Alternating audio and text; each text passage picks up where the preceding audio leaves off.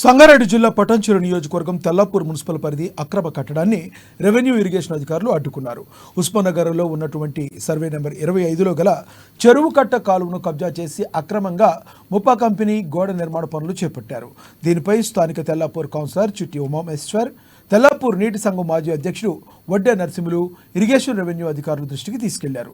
స్పందించిన revenue irrigation అధికారులు అక్రమ కట్టడాలను అధికారులు కూల్చివేశారు. కట్టడాలపై స్పందించి బాధితులు కౌన్సిలర్ చిట్టి భూమేశ్వర్, వడ్డే నరసింహులకు ప్రత్యేక కృతజ్ఞతలు తెలియజేశారు. తెల్లాపూర్ మున్సిపాలిటీ పరిధిలో ఉన్న ఉస్మానగర్ గ్రామంలో సర్వే నంబర్ 25లో మరి అక్కడ తాతల ముత్తాతల నుంచి కూడా నిజాం గవర్నమెంట్ నుంచి ఉన్న వరద కాల్వ, మరి ఒక వరద కాల్వ చుట్టుపక్కల ఉన్న క్యాచ్మెంట్ ఏరియా చాలా పెద్దది. ఆ క్యాచ్మెంట్ ఏరియాలో కుడిచిన వర్షపు నీరు అంతా ఒక్క దగ్గర చేరి ఆ వరద కాలువ ద్వారా మరి చెల్లుకుంటూ పోతేనే అక్కడ చెల్లుకుంటూ నింతది.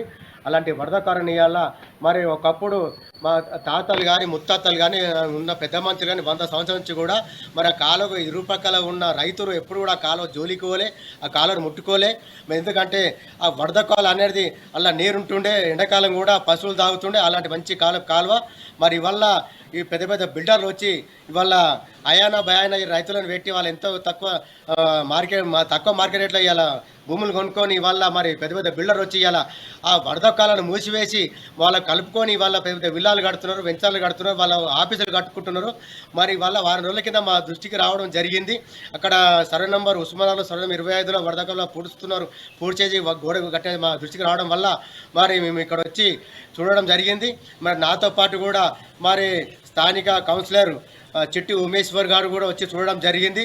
మరి ఆ కౌన్సిలర్ గారు కూడా ఇది కట్టడం అన్యాయం, కరెక్ట్ కాదు, ఇది చట్టానికి విరుద్ధం, కంపల్సరీ కూడా తీయవలసిందని చెప్పేసి మరి స్థానిక కౌన్సిలర్ గారు